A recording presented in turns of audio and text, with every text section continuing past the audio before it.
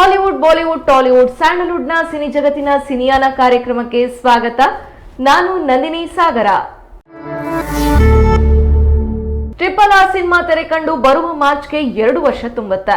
ಆದ್ರೂ ಕೂಡ ನಿರ್ದೇಶಕ SS ರಾಜಮೌಳಿ ಅವರು ತಮ್ಮ ಮುಂದಿನ ಸಿನಿಮಾದ ಶೂಟಿಂಗ್ ಆರಂಭಿಸಿಲ್ಲ. ಈಗಾಗಲೇ ಎಲ್ಲರಿಗೂ ಗೊತ್ತಿರುವಂತೆ ಪ್ರಿನ್ಸ್ ಮಹೇಶ್ ಬಾಬು ನಾಯಕತ್ವದಲ್ಲಿ ರಾಜಮೌಳಿ ಮುಂದಿನ ಸಿನಿಮಾ ಮಾಡಲಿದ್ದಾರೆ.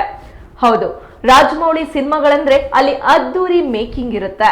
ಈ ಹಿಂದೆ ತೆರೆ ಕಂಡಿದ್ದ ಮಲ್ಟಿ ಸ್ಟಾರರ್ ಸಿನಿಮಾ RRRಗೆ ಬರೋಬ್ಬರಿ 550 ಕೋಟಿ ರೂಪಾಯಿ ಬಜೆಟ್ ಹಾಕಲಾಗಿತ್ತು.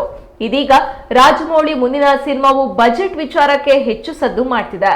ಹೌದು, ಮುಂದಿನ ಸಿನಿಮಾಕ್ಕೆ ರಾಜಮೌಳಿ ಭರ್ತಿ 1,000 ಕೋಟಿ ರೂಪಾಯಿ ಬಜೆಟ್ ಫಿಕ್ಸ್ ಮಾಡಿದ್ದಾರೆ ಎಂಬ ಮಾಹಿತಿ ಸಿಕ್ಕಿದೆ. ಆದ್ರೆ ಈ ಬಗ್ಗೆ ಚಿತ್ರತಂಡ ಎಲ್ಲಿಯೂ ಅಧಿಕೃತವಾಗಿ ಹೇಳಿಕೆ ನೀಡಿಲ್ಲ. RRR ಸಿನಿಮಾವನ್ನ DVV ಎಂಟರ್ಟೈನ್ಮೆಂಟ್ಸ್ ನ DVV ದಾನಯ್ಯ ನಿರ್ಮಾಣ ಮಾಡಿದ್ರು. ಇದೀಗ ರಾಜಮೌಳಿ ಮತ್ತು ಮಹೇಶ್ ಬಾಬು ಕಾಂಬಿನೇಷನ್ ನ ಹೊಸ ಸಿನಿಮಾವನ್ನ KL ನಾರಾಯಣ ನಿರ್ಮಾಣ ಮಾಡಲಿದ್ದಾರೆ. ಯಾರಿದು KL ನಾರಾಯಣ ಎಂಬ ಪ್ರಶ್ನೆ ಮೂಡೋದು ಸಹಜ. ಇವರು 90ರ ದಶಕದಿಂದಲೂ ನಿರ್ಮಾಪಕರಾಗಿ ಟಾಲಿವುಡ್ ನಲ್ಲಿ ಗುರುತಿಸಿಕೊಂಡಿದ್ದಾರೆ. ಕ್ಷಣ ಕ್ಷಣಂ, ಹೆಲೋ ಬ್ರದರ್, ದೊಂಗಾಟ, ಸಂತೋಷಂ ಮುಂತಾದ ಹಿಟ್ ಸಿನಿಮಾಗಳನ್ನ ನಿರ್ಮಾಣ ಮಾಡಿದ್ದಾರೆ. ಜೂನಿಯರ್ NTR ನಟನೆಯ ರಾಖಿ ಸಿನಿಮಾದ ನಂತರ ಬೇರಾವುದೇ ಸಿನಿಮಾವನ್ನ KL ನಾರಾಯಣ ನಿರ್ಮಾಣ ಮಾಡಿಲ್ಲ. ಅದೇನೇ ಇದ್ರೂ ಪ್ರಿನ್ಸ್ ಮಹೇಶ್ ಬಾಬು ಯಾವ ಗೆಟಪ್ ನಲ್ಲಿ ಕಾಣಿಸಿಕೊಳ್ತಾರೆ ಅನ್ನೋದು ಕುತೂಹಲ ಮೂಡುವಂತೆ ಮಾಡಿದೆ. ಸ್ಯಾಂಡಲ್ವುಡ್ ನಟ ದರ್ಶನ್ ಅವರ ಕಾಟೇರ ಸಖತ್ ಸದ್ ಮಾಡ್ತಾ ಇದೆ.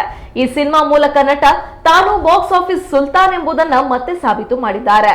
ಕಾಟೇರದಲ್ಲಿನ ನಟನೆಗಾಗಿ ಅವರಿಗೆ ರಾಷ್ಟ್ರ ಪ್ರಶಸ್ತಿ ಬರಬೇಕು ಎಂಬ ಕೂಗು ಎಲ್ಲೆಡೆ ಕೇಳಿ ಬರ್ತಿದೆ. ಇದೇ ವೇಳೆ ಪ್ರಶಸ್ತಿಗಳ ಬಗ್ಗೆ ನಟ ದರ್ಶನ್ ಮಾತನಾಡಿದ್ದಾರೆ. ರಾಕ್ಲೈನ್ ಎಂಟರ್ಟೈನ್ಮೆಂಟ್ಸ್ ಪ್ರೈವೇಟ್ ಲಿಮಿಟೆಡ್ ನ ಬ್ಯಾನರ್ ಅಡಿಯಲ್ಲಿ ಕಾಟೇರಕ್ಕೆ ರಾಕ್ಲೈನ್ ವೆಂಕಟೇಶ್ ಬಂಡವಾಳ ಹಾಕಿದ್ದಾರೆ. ಬಾಕ್ಸ್ ಆಫೀಸ್ ಕಲೆಕ್ಷನ್ ಗಳ ವಿಚಾರದಲ್ಲಿ ಚಿತ್ರತಂಡ ಯಾವುದೇ ಮಾಹಿತಿ ಹಂಚಿಕೊಂಡಿಲ್ಲ. ಆದ್ರೆ ಸಾಮಾಜಿಕ ಜಾಲತಾಣದಲ್ಲಿ ಕಾಟೇರ ಕಲೆಕ್ಷನ್ ಬಗ್ಗೆ ಮಾಹಿತಿ ದೊರೆತಾಲೇ ಇದೆ. ಸಂಖ್ಯೆಗಳ ಬಗ್ಗೆ ಯಾವಾಗಲೂ ಬಿಗಿಯಾಗಿದ್ರು ಕನ್ನಡ ಡಿಸೆಂಬರ್ 29ರಂದು ಸಿನಿಮಾ ಬಿಡುಗಡೆಯಾದಾಗಿನಿಂದ ಕನಿಷ್ಠ 86 ಕೋಟಿ ಸಂಗ್ರಹಿಸಿದೆ ಎಂದು ಹೇಳಲಾಗ್ತಾ ಇದೆ. ದರ್ಶನ್ ಕಾಟೇರ ಸಿನಿಮಾದಲ್ಲಿ ದರ್ಶನ್ 2 ಶೇಡ್ಗಳಲ್ಲಿ ಕಾಣಿಸಿಕೊಂಡಿದ್ದಾರೆ. ಚಿತ್ರ ವಿಮರ್ಶಕರು, ಅಭಿಮಾನಿಗಳು ದರ್ಶನ್ ಅವರ ಅಭಿನಯವನ್ನ ಹೊಗಳಿದ್ದಾರೆ. ಸಿನಿಮಾ ನಟನೆಗಾಗಿ ಅವರಿಗೆ ರಾಷ್ಟ್ರೀಯ ಪ್ರಶಸ್ತಿ ಸಿಗಬೇಕು ಎಂಬ ಕೂಗು ಎಲ್ಲೆಡೆ ಕೇಳಿ ಬರ್ತಿದೆ. ಆದ್ರೆ ಇದೇ ವೇಳೆ ಚಾಲೆಂಜಿಂಗ್ ಸ್ಟಾರ್ ದರ್ಶನ್ ಅದಕ್ಕೆ ಸಂಪೂರ್ಣ ವಿಭಿನ್ನವಾದ ಉತ್ತರ ನೀಡಿದ್ದಾರೆ. ಬೇರೆ ಭಾಷೆಗಳು ಮತ್ತು ವಿದೇಶದಲ್ಲಿ ಭಾರಿ ಸದ್ದು ಮಾಡಲು ಸಿದ್ಧವಾಗಿದೆ. ದರ್ಶನ್ ನಟನೆಯ ಕಾಟೇರ ಜನವರಿ 1ರಂದು ನಡೆದ ಕಾಟೇರ ಸಕ್ಸಸ್ ಮೀಟ್ ನಲ್ಲಿ ಮಾಧ್ಯಮದವರನ್ನ ಉದ್ದೇಶಿಸಿ ಮಾತನಾಡಿದ ನಟ ದರ್ಶನ್, ನಾನು ಕಮರ್ಷಿಯಲ್ ಸಿನಿಮಾಗಳನ್ನ ಪ್ರೇಕ್ಷಕರಿಗೆ ಮನೋರಂಜನೆ ನೀಡುವ ಉದ್ದೇಶದಿಂದ ಮಾಡ್ತೇನೆ. ನನಗೆ ಆಸ್ಕರ್ ಪ್ರಶಸ್ತಿ ಗೆಲ್ಲೋದಕ್ಕಿಂತಲೂ ಕಾಟೇರ ಚಿತ್ರದ ಯಶಸ್ಸು ಹೆಚ್ಚು. ನಟನೆಗಾಗಿ ಪ್ರಶಸ್ತಿಗಳನ್ನ ಗೆಲ್ಲುವ ಇರಾದೆ ನನಗಿದ್ದಿದ್ರೆ ಪ್ರತಿಭೆಯನ್ನ ಪ್ರದರ್ಶಿಸಲು ಸಾಕಷ್ಟು ಸ್ಥಳಾವಕಾಶವಿರುವ ನಾನ್ ಕಮರ್ಷಿಯಲ್ ಸಿನಿಮಾಗಳನ್ನ ಆಯ್ಕೆ ಮಾಡಿಕೊಳ್ತಿದ್ದೆ ಎಂದು ಹೇಳಿದ್ದಾರೆ. ತಮ್ಮ ವಿಭಿನ್ನ ಸಿನಿಮಾ ಮೂಲಕ ಕನ್ನಡ ಚಿತ್ರರಂಗ ಮಾತ್ರವಲ್ಲದೆ ಭಾರತ ಚಿತ್ರರಂಗದಲ್ಲೇ ವಿಭಿನ್ನ ನಿರ್ದೇಶಕ ಎನಿಸಿಕೊಂಡಿರುವ ರಿಯಲ್ ಸ್ಟಾರ್ ಉಪೇಂದ್ರ ಈಗ ತಮ್ಮ ಹೊಸ ಸಿನಿಮಾದೊಂದಿಗೆ ಬರ್ತಾ ಇದ್ದಾರೆ. ಸಿನಿಮಾ ಮಾತ್ರವಲ್ಲದೆ ತಮ್ಮ ಚಿತ್ರದ ಶೀರ್ಷಿಕೆಯನ್ನ ಕೂಡ ವಿಭಿನ್ನವಾಗಿಟ್ಟು ಗಮನ ಸೆಳೆಯೋದು ಉಪೇಂದ್ರ ಅವರ ಸ್ಟೈಲ್. ಈ ಬಾರಿ ಕೂಡ UI ಎನ್ನುವ ವಿಭಿನ್ನ ಟೈಟಲ್ ಮೂಲಕ ತೆರೆ ಮೇಲೆ ಬರಲಿದ್ದಾರೆ. ಇದೇ ತಿಂಗಳು UI ಸಿನಿಮಾ ಟೀಸರ್ ಬಿಡುಗಡೆಯಾಗಲಿದ್ದು, ಆದರೆ ದಿನಾಂಕವನ್ನ ಅಭಿಮಾನಿಗಳೇ ಕಂಡು ಹಿಡಿಯುವಂತೆ ಸಿನಿಮಾ ತಂಡ ಸವಾಲ್ ಹಾಕಿದೆ. ಸಿನಿಮಾ ಅಪ್ಡೇಟ್ ಬಗ್ಗೆ ವಿಡಿಯೋ ಬಿಡುಗಡೆ ಮಾಡಿದ್ದು, ದಿನಾಂಕವನ್ನ ಡಿಕೋಡ್ ಮಾಡಿ ಎಂದು ಚಿತ್ರ ರಸಿಕರ ತಲೆಗೆ ಹುಳ ಬಿಟ್ಟಿದ್ದಾರೆ ರಿಯಲ್ ಸ್ಟಾರ್ ಉಪೇಂದ್ರ. ಇದಕ್ಕೂ ಮುನ್ನ UI ಸಿನಿಮಾ ಟೀಸರ್ ಬಿಡುಗಡೆ ಮಾಡಿದ್ದ ಉಪೇಂದ್ರ ಸಂಚಲನ ಸೃಷ್ಟಿಸಿದ್ರು. ಬರೀ ಕಪ್ಪು ಪರದೆ ತೋರಿಸಿ ಆಡಿಯೋ ಪ್ಲೇ ಮಾಡುವ ಮೂಲಕ ವಿಭಿನ್ನ ಟೀಸರ್ ಬಿಡುಗಡೆ ಮಾಡಿದ್ರು. ಈಗ ಮತ್ಯಾವ ರೀತಿಯ ಟೀಸರ್ ಬಿಡುಗಡೆ ಮಾಡ್ತಾರೆ ಎನ್ನುವ ಕುತೂಹಲ ಇದೆ. ತಿಂಗಳು ಮತ್ತು ಇಸ್ವಿಯನ್ನ ಮಾತ್ರ ಕೊಟ್ಟಿದ್ದು, ದಿನಾಂಕದ ಬದಲಾಗಿ ಪ್ರಶ್ನಾರ್ಥಕ ಚಿಹ್ನೆಯನ್ನ ಇಟ್ಟಿರುವ ಚಿತ್ರತಂಡ ಟೀಸರ್ ಬಿಡುಗಡೆ ದಿನಾಂಕವನ್ನ ಕಂಡುಹಿಡಿಯುವಂತೆ ಕೇಳಿದ್ದಾರೆ. ವಿಡಿಯೋವನ್ನ ಮತ್ತೊಮ್ಮೆ ನೋಡಿ ದಿನಾಂಕವನ್ನ ಕಂಡುಹಿಡಿಯಿರಿ. ನಿಮಗೆ ಇಮೇಲ್ ಮಾಡುವ ಮೂಲಕ ಕಾರ್ಯಕ್ರಮದಲ್ಲಿ ಭಾಗವಹಿಸಲು ಪಾಸ್ ಗೆಲ್ಲಿ ಎಂದು ಹೇಳಿದೆ. ಹಾಲಿವುಡ್ ನಲ್ಲಿ ಬಳಸುವ ಅತ್ಯಾಧುನಿಕ ತಂತ್ರಜ್ಞಾನವನ್ನ ಉಪೇಂದ್ರ ತಮ್ಮ ಹೊಸ ಚಿತ್ರಕ್ಕಾಗಿ ಬಳಸಿಕೊಂಡಿದ್ದಾರೆ ಎನ್ನಲಾಗಿದೆ. ಸ್ಯಾಂಡಲ್ವುಡ್ ಸೆಂಚುರಿ ಸ್ಟಾರ್ ಶಿವರಾಜ್ ಕುಮಾರ್ ನಟನೆಯ 2ನೇ ತಮಿಳು ಸಿನಿಮಾ ಬಿಡುಗಡೆಗೆ ದಿನಾಂಕ ನಿಗದಿಯಾಗಿದೆ. ಜನವರಿ 12ರಂದು ನಟ ಧನುಷ್ ಶಿವರಾಜ್ ಕುಮಾರ್ ನಟನೆಯ ಕ್ಯಾಪ್ಟನ್ ಮಿಲ್ಲರ್ ಸಿನಿಮಾ ರಿಲೀಸ್ ಆಗಲಿದೆ. ಕಳೆದ ವರ್ಷ ತೆರೆ ಕಂಡ ಸೂಪರ್ ಸ್ಟಾರ್ ರಜನಿಕಾಂತ್ ನಟನೆಯ ಜೈಲರ್ ಸಿನಿಮಾ ಮೂಲಕ ತಮಿಳು ಚಿತ್ರರಂಗಕ್ಕೆ ಶಿವರಾಜ್ ಕುಮಾರ್ ಹೆಜ್ಜೆ ಇಟ್ಟಿದ್ರು. ಈ ಚಿತ್ರದಲ್ಲಿನ ನರಸಿಂಹ ಎಂಬ ಅವರ ಪಾತ್ರ ಪ್ರೇಕ್ಷಕರನ್ನ ಸೆಳೆದಿತ್ತು. ಇದಾದ ಬಳಿಕ ತಮಿಳುನಾಡಿನಲ್ಲೂ ಶಿವರಾಜ್ ಕುಮಾರ್ ಅವರಿಗೆ ಫ್ಯಾನ್ಸ್ ಹೆಚ್ಚಾಗಿದ್ರು. ಕ್ಯಾಪ್ಟನ್ ಮಿಲ್ಲರ್ ಮೂಲಕ ಮತ್ತೊಂದು ಭಿನ್ನ ಪ್ರಯತ್ನದಲ್ಲಿ ಶಿವರಾಜ್ ಕುಮಾರ್ ಅವರು ಪ್ರೇಕ್ಷಕರ ಎದುರಿಗೆ ಬರಲಿದ್ದಾರೆ ಎಂದಿದೆ ಚಿತ್ರತಂಡ.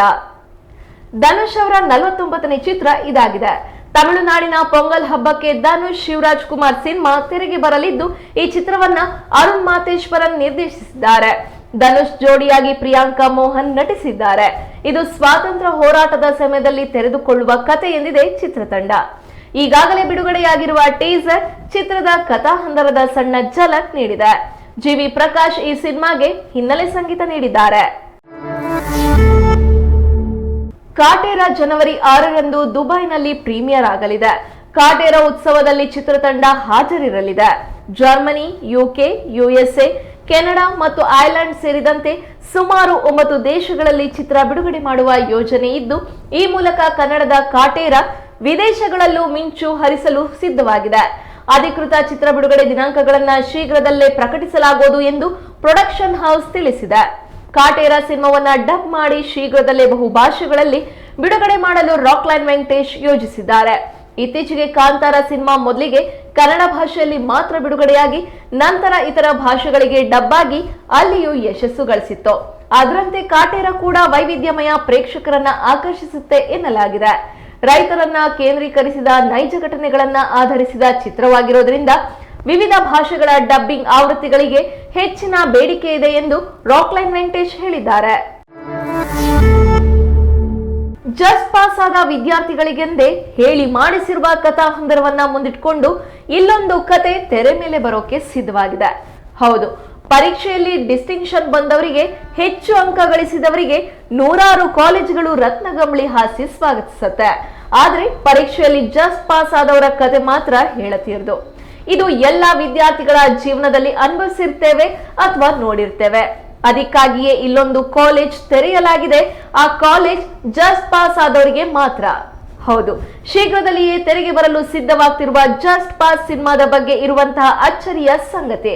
ಅಂದಹಾಗೆ ಜಸ್ಟ್ ಪಾಸ್ ಸಿನಿಮಾದಲ್ಲಿ ಕೂದಲೆಳೆ ಅಂತರದಲ್ಲಿ ಪಾಸ್ ಆದವರಿಗಂತಲೇ ಕಾಲೇಜು ತೆರೆಯಲಾಗಿದೆ. ಜೊತೆಗೆ ಈ ಕಾಲೇಜ್ ಸೇರ್ಕೊಂಡ್ರೆ ಹಾಸ್ಟೆಲ್ ಕೂಡ ಉಚಿತವಂತೆ. ಇನ್ನು ಜಸ್ಟ್ ಪಾಸ್ ಆಗಿರುವವರ ಕಾಲೇಜಿನಲ್ಲಿ ನಟ ರಂಗಾಯಣ ರಘು ಪ್ರಿನ್ಸಿಪಾಲ್ ಆಗಿ ಕಾಣಿಸಿಕೊಂಡಿದ್ದಾರೆ. ಇದೇ ಮೊದಲ ಬಾರಿಗೆ ಪ್ರಿನ್ಸಿಪಾಲ್ ಪಾತ್ರ ನಿರ್ವಹಿಸ್ತಾ ಇರುವ ರಂಗಾಯಣ ರಘು ಸಿನಿಮಾದಲ್ಲಿ ತಮ್ಮ ಜೀವಮಾನದ ಸಂಪಾದನೆಯಿಂದ ಕಾಲೇಜು ಶುರು ಮಾಡಿ ವಿದ್ಯಾರ್ಥಿಗಳ ಬಾಳಿಗೆ ಬೆಳಕಾಗುವ ಗುರುವಾಗಿ ಕಾಣಿಸಿಕೊಂಡಿದ್ದಾರೆ. ಜಸ್ಟ್ ಪಾಸ್ ಆದವರಲ್ಲಿ ಒಬ್ಬೊಬ್ಬರಿಗೆ ಒಂದೊಂದು ಟ್ಯಾಲೆಂಟ್ ಇರುತ್ತೆ. ಹಾಗೆ ಒಂದಷ್ಟು ತಲೆಹರಟೆ ವಿದ್ಯಾರ್ಥಿಗಳು ಕೂಡ ಇರ್ತಾರೆ. ಇವರನ್ನೆಲ್ಲ ಹೇಗೆ ನಿಭಾಯಿಸ್ತಾರೆ, ಅವರಿಗೂ ಒಂದೊಳ್ಳೆ ದಾರಿ ಹೇಗೆ ಕಲ್ಪಿಸ್ತಾರೆ ಎಂಬುದೇ ಜಸ್ಟ್ ಪಾಸ್ ಸಿನಿಮಾದ ಒಂದ್ ಲೈನ್ ಕತೆ ಎನ್ನುತ್ತಿದೆ ಚಿತ್ರತಂಡ.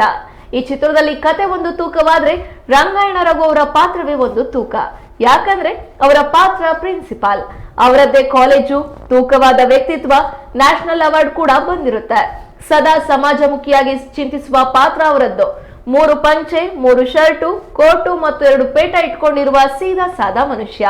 ಇಡೀ ಸಿನಿಮಾದಲ್ಲಿ ಒಂದೇ ಚಪ್ಪಲಿ ಬಳಸಿದ್ದಾರೆ. ಇವರ ಪಾತ್ರದ ಬಗ್ಗೆ ಮತ್ತಷ್ಟು ವಿಶೇಷತೆಗಳಿವೆ. ಅವೆಲ್ಲವನ್ನೂ ಸಿನಿಮಾದಲ್ಲಿ ನೋಡಿದ್ರೆ ಚೆನ್ನಾಗಿರುತ್ತೆ ಎಂಬುದೇ ನಿರ್ದೇಶಕ KM ರಘು ಮಾತಾಗಿದೆ. ಜಸ್ಟ್ ಪಾಸ್ ಸಿನಿಮಾದಲ್ಲಿ ಶ್ರೀ ಮಹದೇವ್ ನಾಯಕನಾಗಿದ್ದು, ಯುವ ಪ್ರತಿಭೆ ಪ್ರಣತಿ ನಾಯಕಿಯಾಗಿ ಕಾಣಿಸಿಕೊಂಡಿದ್ದಾರೆ.